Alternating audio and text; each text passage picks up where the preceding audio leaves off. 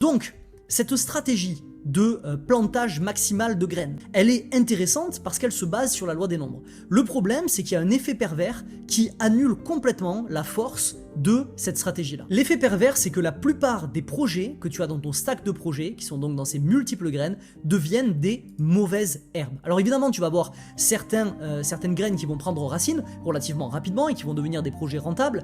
Tu vas avoir d'autres projets qui vont mourir rapidement, et tant mieux, invalidés par le marché ou invalidés par un quelconque objectif, donc on l'enlève, ces projets-là ne posent pas problème.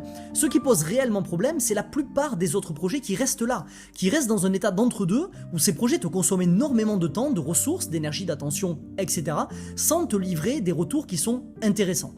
Et donc ces mauvaises herbes, elles entraînent une alternance frénétique entre un nombre croissant d'obligations qui sont écrasantes dans notre quotidien, et donc une inhibition du focus einsteinien. Ça nous empêche de rentrer dans ce principe d'Einstein qui nous permet d'allouer toute notre énergie à très peu de projets qui font avancer les choses.